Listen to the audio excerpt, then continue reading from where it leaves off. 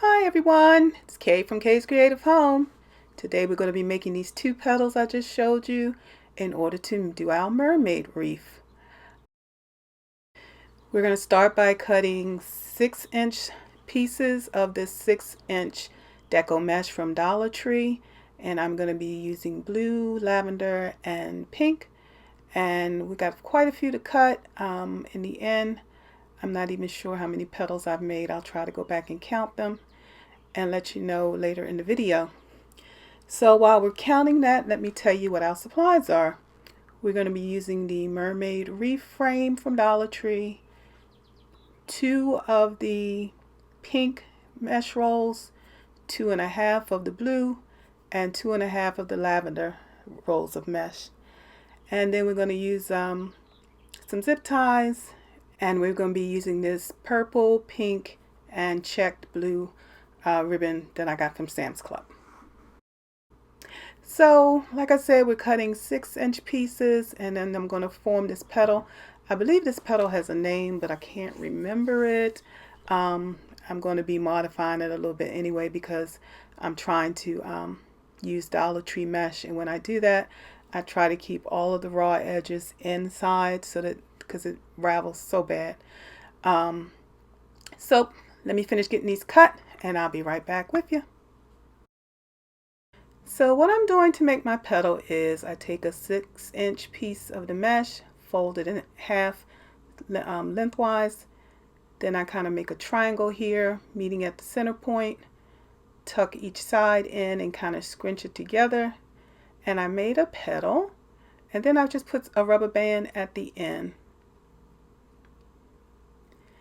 Let me show it one more time, folding it in half, then find the middle point and fold it in on each side to make a triangle, and then sometimes this mesh moves, so I'm doing it again, and then kind of catching it at the midway point here, right underneath the folded in part. Once you do it, you'll see where it's folded in, and then put a rubber band on it. So I'm going to be making a lot of these petals. The goal was, what I was trying to do was make something that would look like a fish scale, and I was hoping to point it kind of, it's not exactly pointed, but this little curved pointed top of the petal would kind of look like a fish scale for my mermaid. In the end, it does kind of have that look, but it also still, I guess because I'm used to seeing it as a flower, it still has the flower look to me too, and it's hard to kind of wipe that out of my brain. So in the end, you can decide if you have a mermaid or if you have a bouquet of flowers, but we'll see in the end. All right, let's keep moving. I've already placed some of the petals onto the frame in an attempt to just see if I was getting the effect I wanted, and I'm kind of getting what I want. I was having problems keeping them even so that they, were all at the same place and kind of where I wanted them. It was a little bit of a fight, but I think it's coming together well. So what I did was put 2 petals together, and I picked, since I had 3 colors, I just kept alternating the colors. So first, like I may have a blue purple, then purple pink, then pink blue. So the last one you see here is the blue and pink, and so the next one will probably be the pink and purple, and I just alternate them side by side, and then make sure when I do the row beneath that it's not the exact same colors lined up together. And so all I'm going to do is go across each of these crossbars of the frame, and I put 2 on at a time, like I said, and just stagger them a little bit so that one is taller than the other. So this is an attempt to do 2 rows of these pointed scales, and it's also an attempt to make it thick enough so that you can't see through the mesh. Dollar Tree mesh is very thin, so the way I folded it already has doubled or tripled the mesh, and then I'm putting 2 on top of each other. I also decided to use the zip tie gun. I purchased one from Amazon, and as you can see right then, it stuck on me. So I started using it, and I think I got through 1 row or 2 rows maybe, and then it got stuck and it would not work any longer. So it has already been returned to Amazon. I think I'm going to try a different brand though, because I really liked it. It made things a lot easier on my hands when you're constantly gripping things tightly. You know, it doesn't, it works on your hands a bit. So I will definitely be doing some research to just try to find a better brand of zip tie guns. Like I said, it made it easier on my hands. It made each of the zip ties not only tight, but they all had the same amount of tension. So my petals started looking more of the same. You know, I guess because each one had the same amount of tension. They just all started looking very uniform. And I like that effect too. So I am going to continue working on this, and I'm going to take it all the way down to the bottom of the body part of the mermaid, and then we're going to come back and see what we're going to do with the actual tail. All right, be right back.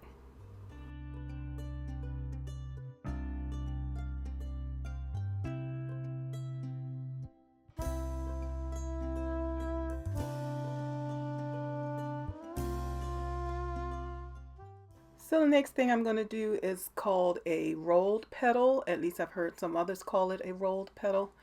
So I'm going to take the roller that came on the inside of the mesh, start at one corner, and roll it toward as if it were another corner opposite. If you had a square, you kind of roll toward the opposite of corner.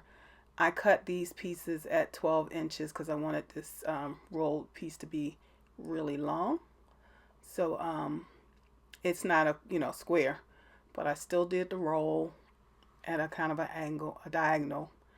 And once I got it together, I brought the two ends together and tried to make sure that the cut edges were on the bottom. And then I just banded where I brought the two together there, banded in the middle. So again, place it in there and roll it like at a diagonal. I pulled the little tube out and then just kind of stretch it. Make sure you're not pulling on that raw edge. I'm using a part of the finished edge to do that stretching. Again, bring the two ends together, and then at the fold, I just put a band, and I didn't even have to put it tight. I just wanted it to hold it in place. So I'm going to do a few more of these, and then I'm going to show you how I attach them to the frame.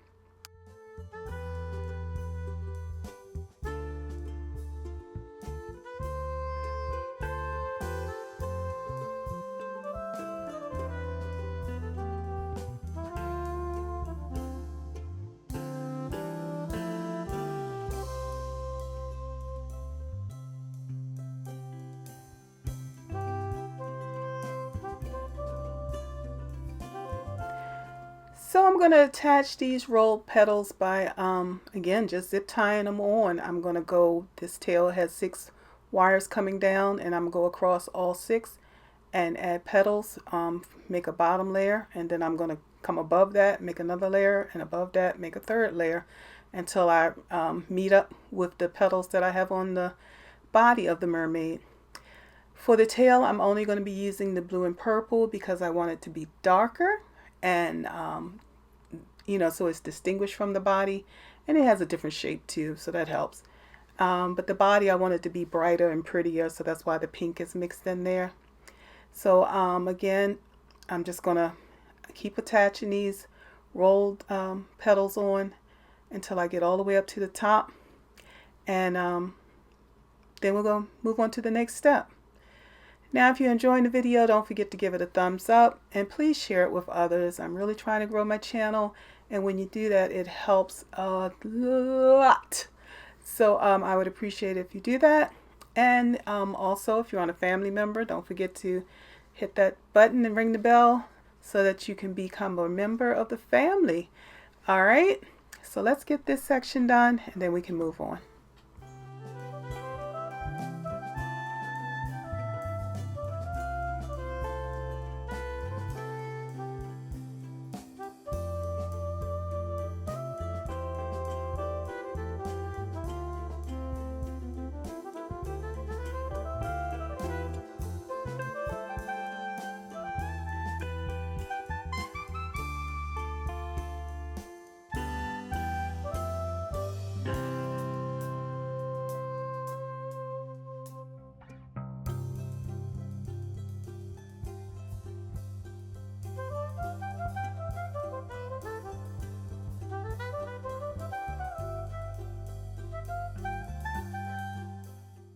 So now that we've completed the tail, we can see the petals at the top made to look like scales and the rolled petals at the bottom made to fan out like the tail of a mermaid.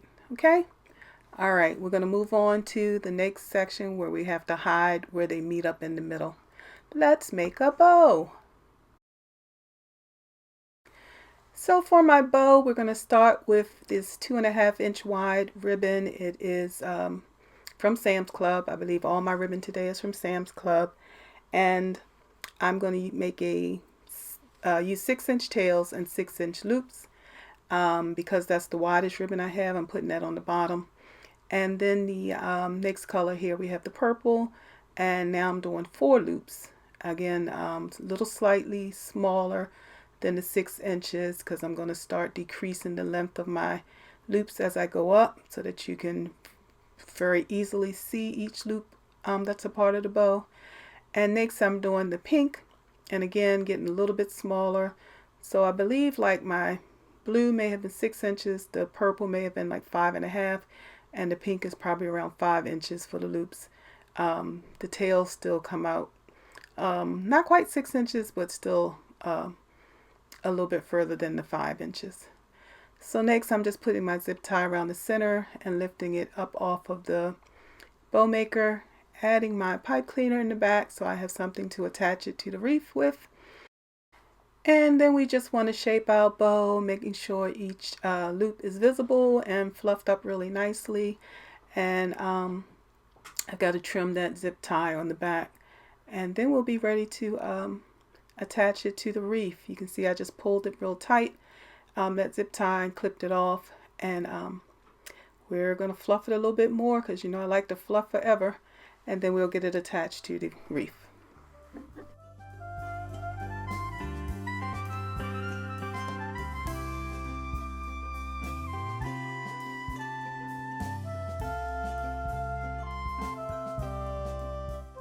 So lastly, I have attached the bow to the center of the wreath. I have cut dovetail ends on the tails, and you can see again I'm fluffing that bow, just want it to be perfect, and I am really happy with this wreath.